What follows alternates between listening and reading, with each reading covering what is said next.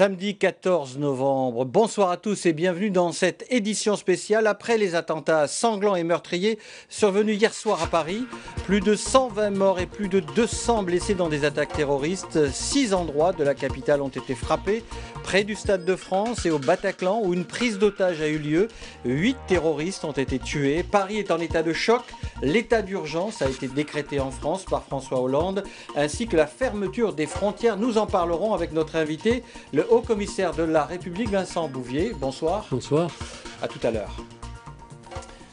Bonsoir à tous. Je vous le disais, des attaques terroristes simultanées se sont déroulées à Paris. Le dernier bilan fait état de plus de 120 morts et 200 blessés. 11 mois après les attaques de Charlie Hebdo, ces actes meurtriers sans précédent ont suscité une vague d'horreur et d'émotion à travers le monde. De Washington à Moscou, dans toute l'Europe et en Calédonie aussi, les responsables ont condamné ce carnage. Je vous propose de revoir le rappel des faits avec l'assaut à Paris de la salle de spectacle du Bataclan. C'est un reportage de nos confrères de France 2. Les forces de l'ordre prennent position autour du Bataclan. L'assaut est lancé à minuit et demi. Tout commence, selon les témoins, une demi-heure après le début du concert de rock. La salle est bondée, 1500 personnes, quand soudain l'horreur commence. Il y a eu des sortes de bruits de pétards dans mon dos. Donc je pense que comme beaucoup de gens, on a cru que ça faisait partie du show. Et c'est à ce moment-là que les musiciens sont partis de la scène et que tout le monde s'est couché. J'ai entendu des coups de feu, des gars crier à la Wakbar, grosse odeur de poudre et puis tout le monde a commencé à hurler. Certains arrivent à s'échapper.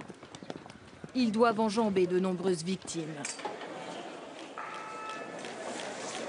J'ai pas vu les tireurs parce qu'ils étaient à l'intérieur, mais j'ai vu tous les morts devant le Bataclan parce que c'est en évacuant un des blessés qui était par terre que j'ai pris la balle.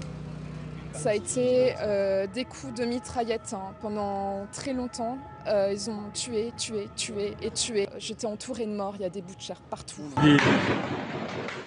Pendant l'assaut, 3 assaillants actionnent leur ceinture d'explosifs. Le 4e est tué par les forces de l'ordre. Au Bataclan, plusieurs dizaines de personnes sont mortes. Et l'autre zone d'attentat se trouvait à l'extérieur du Stade de France, à Saint-Denis. 2 attentats suicides se sont déroulés à proximité d'une brasserie. Et une bombe a également explosé.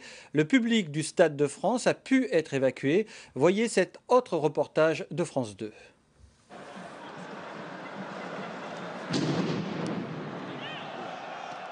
Vous avez entendu le stade rugir au moment de cette explosion, un acte spectaculaire et extrêmement symbolique. Il y avait là un match de football de gala entre l'équipe de France et l'Allemagne, championne du monde en titre. Il y avait 80 000 spectateurs à l'intérieur du stade de France qui, vous le voyez, se situe à 15 mètres, à peine une vingtaine de mètres tout au plus du lieu où a eu lieu une des explosions qui se trouve là, juste derrière moi, à une vingtaine de mètres. Donc une action extrêmement symbolique. Il y avait le chef de l'État, un ministre allemand, qui a été évacué après la 3e déflagration pendant la mi-temps. Donc tout ça a vocation là à vraiment faire du spectacle, presque plus qu'à tuer, puisqu'il y avait 80 000 spectateurs à l'intérieur du stade en sécurité, mais il n'y avait personne autour. Or, c'est autour du Stade de France qu'ont eu lieu ces explosions. 2 dans l'allée qui se situe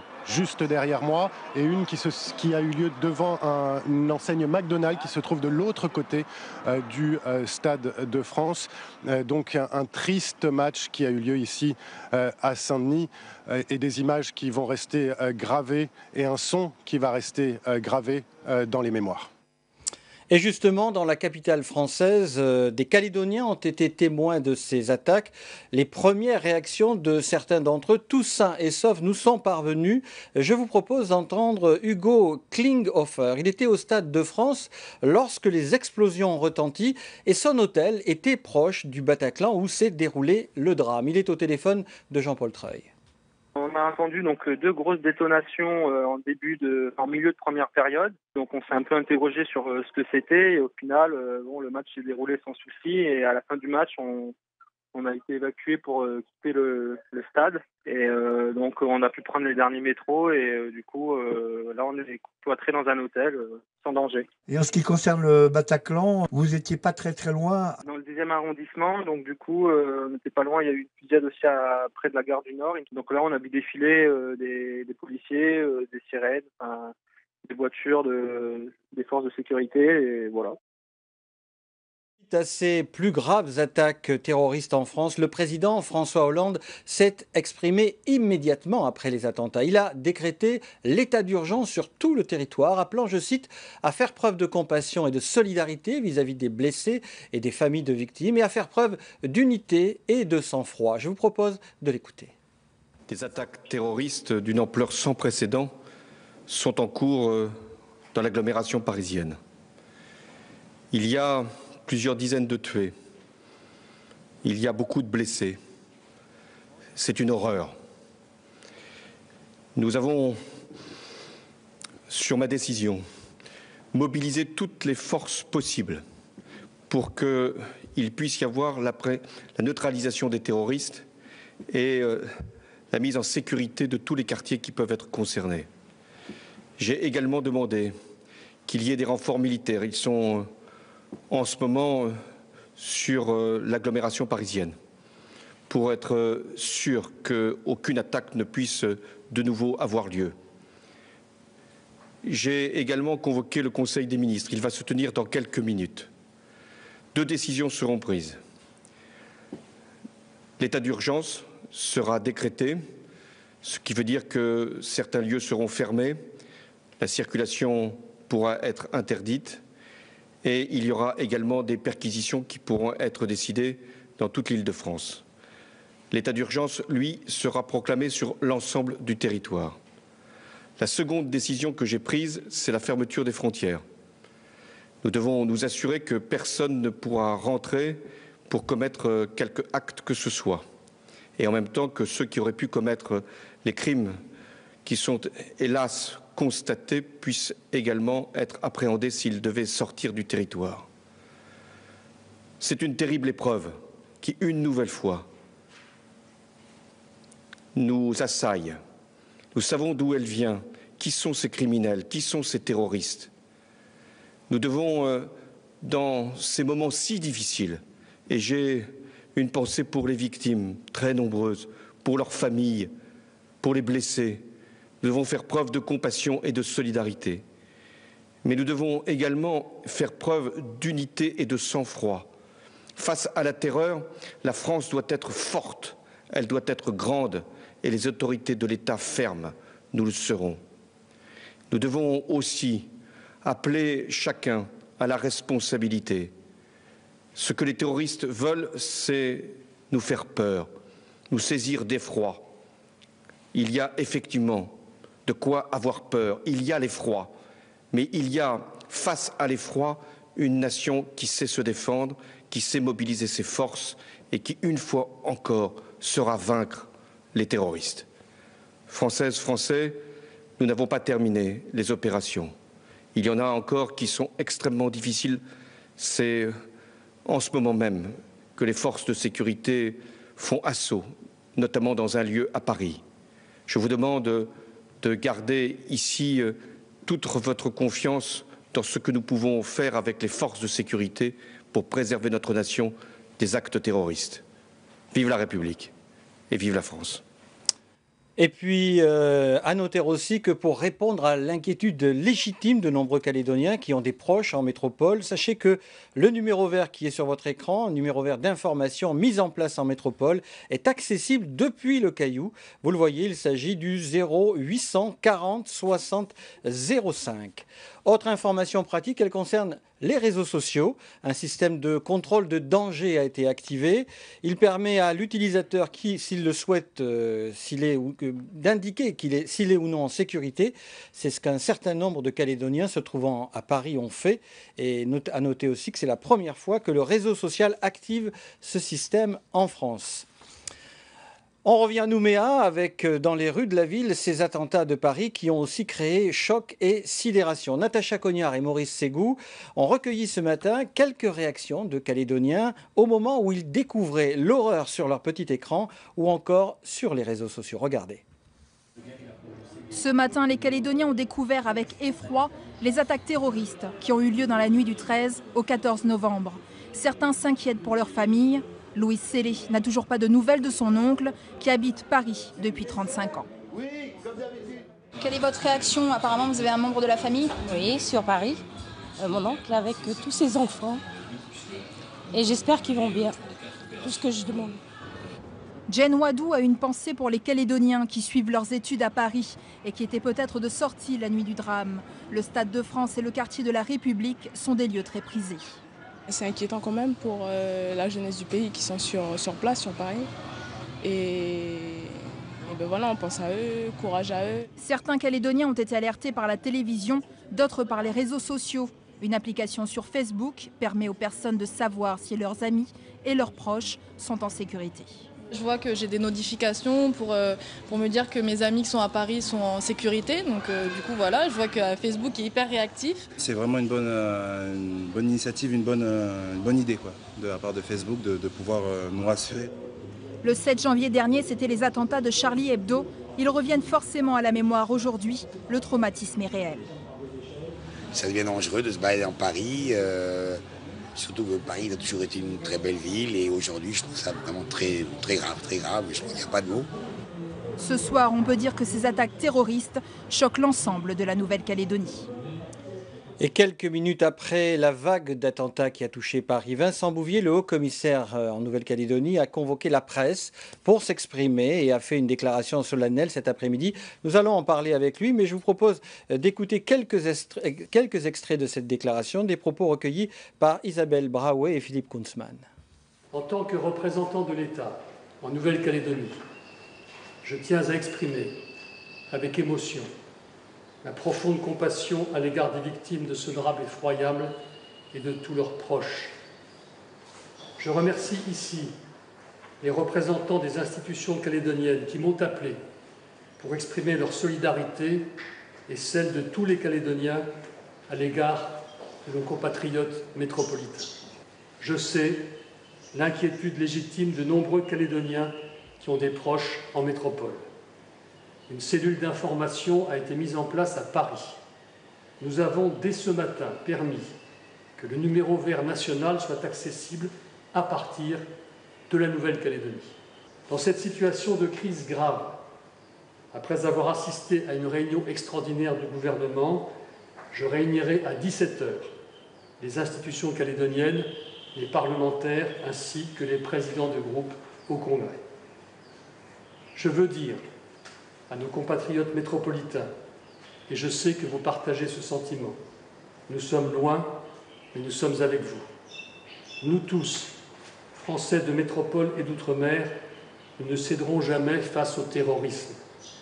Nous défendrons jusqu'au bout nos valeurs, celles de la liberté, de l'égalité et de la fraternité. Vive la République, vive la France. Je vous remercie. Vincent Bouvier, nous sommes dans une crise grave et sans précédent. Vous avez vu, vous l'avez rappelé, plus de 120 morts, plus de 200 blessés, dont 80 très grièvement. Des images d'une violence inouïe. Une situation d'horreur, c'est le terme qu'a employé le président de la République. Face à cette situation, je crois qu'il y a deux réponses. Il y a bien sûr la réponse de la compassion, de la sympathie que nous devons aux victimes, à leurs familles, à leurs proches. Et je voudrais ici m'associer, à la fois en tant que représentant de l'État, mais à titre personnel, à ce message qui a été donné par le président de la République. Et puis l'autre point, c'est celui de la fermeté, être impitoyable. Le président de la République l'a rappelé dans une déclaration ultérieure. Être impitoyable, rester unis et ne pas céder à la peur. Alors, monsieur le haut-commissaire, effectivement, fermeté, on est quand même en Nouvelle-Calédonie dans le plan Vigipirate. Deux mots là-dessus. D'abord, vous savez que l'état d'urgence a été décrété après le Conseil des ministres exceptionnel de cette nuit en métropole. L'état d'urgence s'applique spécifiquement au territoire métropolitain et à la Corse. Donc l'état d'urgence ne s'applique pas à la Nouvelle-Calédonie. Mais la Nouvelle-Calédonie peut-être un territoire sensible aujourd'hui comme n'importe quel territoire. Nous sommes aujourd'hui en Vigipirate renforcée. Il y a un conseil de défense exceptionnel qui se tient à l'Élysée et qui sera suivi sans doute d'une réunion des préfets de zone. Dès demain matin, je réunirai l'état-major de zone pour que nous puissions convenir, dans la logique de ce que Paris me demandera, pour que nous puissions convenir d'un renforcement de mesures de surveillance, de mesures de protection qui concerneront spécifiquement la Nouvelle-Calédonie. Et qui compose ce comité zonal? Vous avez bien sûr le haut-commissaire, le haut-commissariat, les forces armées, la police, la gendarmerie, toutes les forces de sécurité, le renseignement, la direction de la sécurité civile qui dépend du gouvernement, qui s'associe à cet état-major de zone. Ça permet d'avoir la vision la plus globale possible, d'échanger des informations, mais aussi de garantir la meilleure application des mesures de protection supplémentaires que l'on nous demandera d'appliquer. Est-ce que vous allez donner des consignes de vigilance particulière? Je crois que la lutte contre le terrorisme, c'est l'unité, la responsabilité de chacun. Bien sûr, c'est le travail premier des forces de l'ordre, des forces de sécurité. Mais je crois que tous et chacun doit aussi ne pas céder à la peur, se sentir responsable et être vigilant dans sa vie quotidienne. Est-ce qu'il y a, monsieur le haut-commissaire, des milieux publics sensibles en Calédonie? Il y a des milieux publics sensibles. Il y a des établissements publics, il y a des lieux, des aéroports, des lieux symboliques qui peuvent être considérés comme sensibles, comme dans tout territoire. Et je pense que les mesures de sécurité supplémentaires que nous prendrons concerneront aussi ces lieux sensibles. La zone pacifique, selon vous, pourrait-elle être une cible des mouvements intégristes, voire terroristes? Je pense que, selon les spécialistes, aujourd'hui, la zone de défense dont j'ai la responsabilité n'est pas forcément considérée comme une zone sensible en premier lieu. Mais je crois que la situation que nous connaissons aujourd'hui est telle que nous devons considérer qu'aucune zone n'est épargnée. Et que nous devons, nous aussi, même si nous ne sommes pas strictement en état d'urgence, nous devons aussi pratiquer et mener des opérations de vigilance renforcées. Pour cela, le renseignement aide-t-il beaucoup? Le renseignement aide beaucoup, bien sûr. C'est un travail quotidien, un travail précieux, un travail de tous les jours et qui doit se faire évidemment en liaison avec Paris.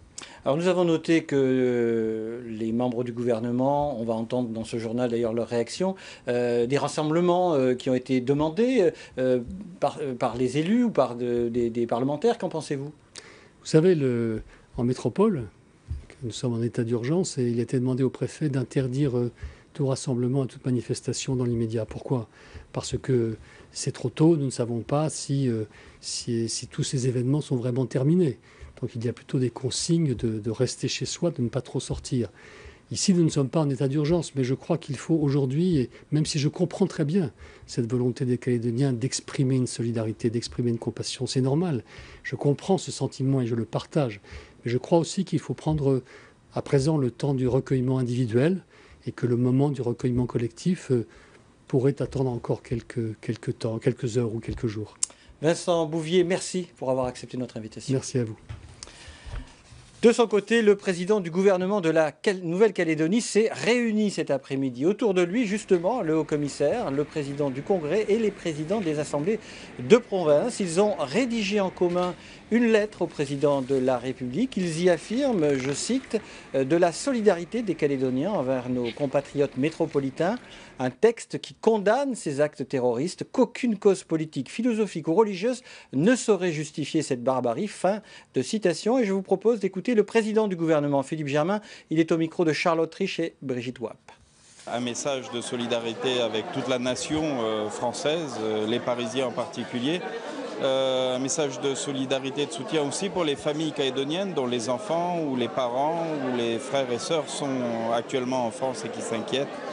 Et puis surtout un message d'unité de la nation face à cette barbarie qui tente de s'attaquer à notre démocratie, à nos valeurs. C'est incompréhensible, c'est dramatique.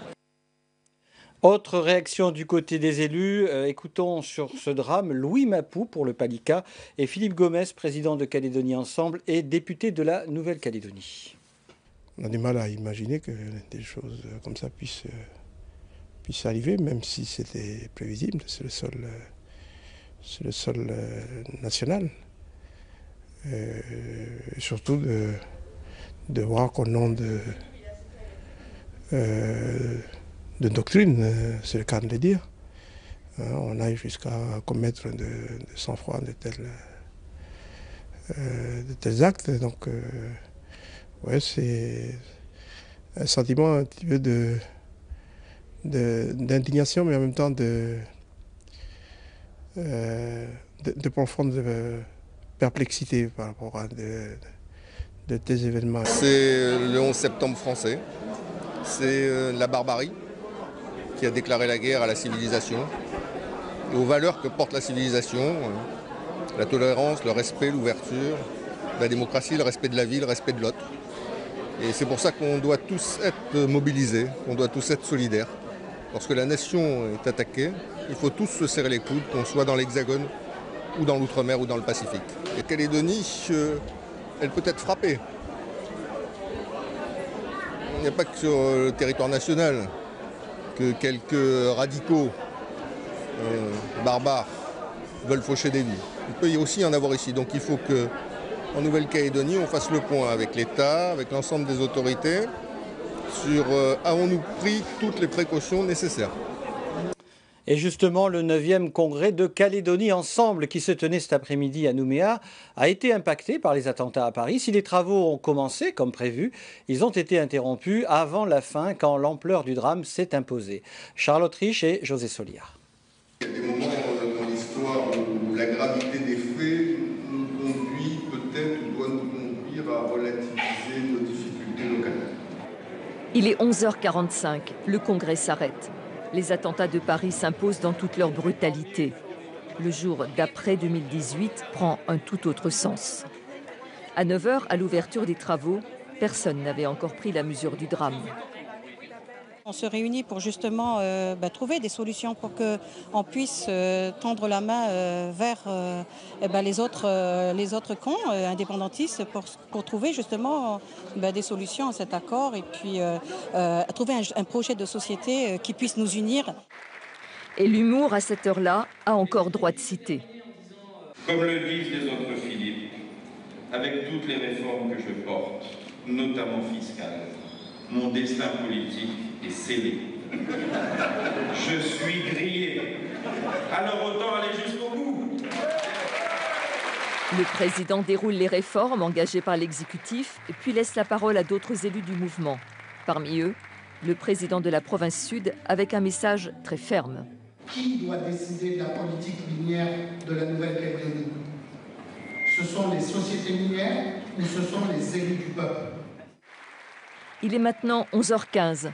Les nouvelles de Paris, le nombre croissant de victimes coupe le souffle. Un véritable carnage auquel on a assisté. C'est au nom d'Allah est grand. Dans l'espèce là, il a été plus petit que jamais. Un moment de recueillement, de prière. Une demi-heure plus tard, Philippe Gomez sonne la fin du rendez-vous. Il renvoie les autres interventions à une réunion ultérieure. Une Marseillaise inattendue, entonnée avec une émotion palpable, clôture ce congrès, pas comme les autres. Et toujours au chapitre politique, à noter aussi cette réaction de l'UCF, l'Union pour la Calédonie dans la France. Le mouvement politique exprime, je cite, ses condoléances aux familles et aux proches des victimes. L'UCF soutient, je cite, la nécessité d'une fermeté sans concession face à de tels actes meurtriers qui touchent la liberté en France. Et puis cette réaction également du maire du Mont-d'Or, Éric Gay. Il assure le gouvernement français de son soutien et de sa solidarité. Les drapeaux du Mont-d'Or seront mis en berne en soutien de la nation. Autre réaction enfin, celle de la députée maire Sonia Lagarde. Face à ce drame, indique-t-elle, c'est toute la France de métropole et d'outre-mer qui est touchée. Elle adresse ses condoléances aux familles des victimes et appelle tous les Nouméens à se rassembler ce samedi soir à 20h au pied de l'hôtel de ville pour témoigner ensemble de notre solidarité et de nos pensées fraternelles. Fin de citation. Voilà qui met un terme à cette édition spéciale. À retenir le bilan des attaques terroristes sans précédent à Paris. Plus de 120 morts et plus de 200 blessés. Les terroristes ont attaqué dans 6 endroits de la capitale. 8 terroristes ont été tués, dont 7 en se faisant exploser. Paris est en état de choc. L'état d'urgence a été décrété en France par le président Hollande, ainsi que la fermeture des frontières. À signaler ce soir que nos programmes de NC Première continueront à intégrer des directs de France 2 et France 3 en fonction de l'actualité des attentats à Paris. Et puis à ne pas manquer non plus pour les passionnés de football à 6h20 du matin sur NC Première en direct, le match du 7e tour de la Coupe de France Yengen face au Racing Club Épernay-Champagne. On se retrouve demain. Passez une très très belle soirée.